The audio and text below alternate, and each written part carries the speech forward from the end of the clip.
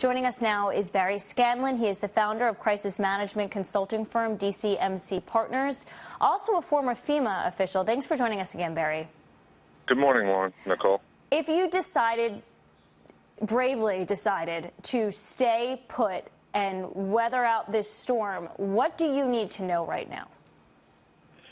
Well, what you need to know, of course, is make sure that you're staying away and trying to keep you and your family safe. I think you should listen to weather reports and local officials. Hopefully their area isn't heavily impacted. If they should have evacuated, they should have been out of there if that's what their local officials told them to do. But they're just going to have to wait out the storm and hopefully not be overly affected by it. On a beach, real quick question for you. So once the storm passes, if I'm a homeowner with wind insurance and or flood insurance, assuming I have damage, is there a deadline by which I need to contact an adjuster, or will the adjuster find me, given the fact that the people may be without electricity and telephones? No, you should always report your loss, but there's usually a 30-day period. You should always document all your damages, whether it's with pictures and written notes.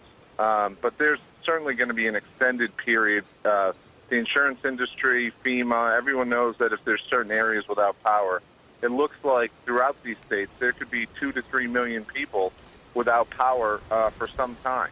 A week, 10 days even in some areas. It takes a long time for them to recover the power, especially as Craig Fugate of FEMA noted. When you deal with areas that have not had these kind of events, like northern Florida and Georgia in some time, their systems are even more susceptible because they don't have the latest transformers and other things in the utility sector because they haven't been knocked down in the last 10 or 20 years. Barry, we know there's a lot of new residents that moved to Florida. Some have decided to stay put rather than to heed the warnings and evacuate as they were told to do so. And when they're sitting in their homes now, we know not to stay near the windows. So there are other, you're a crisis management specialist. I mean, what do you do if you're in the home? We've got to watch for flooding. I mean, do you stay in the doorways? Do you sit in the bathtub? What do you do? No, you've said it well. You stay in the interior of the house because obviously, hopefully they are in a newer house with a stronger building code. Certainly the areas that are in older areas or older homes are going to see some damage no matter what they've done, unless they've taken some, great mitigation steps with their own homes. So you've said it. Stay in the interior areas and watch for flooding and stay away from down power lines, the normal things that you do to protect yourself as the storm is coming through.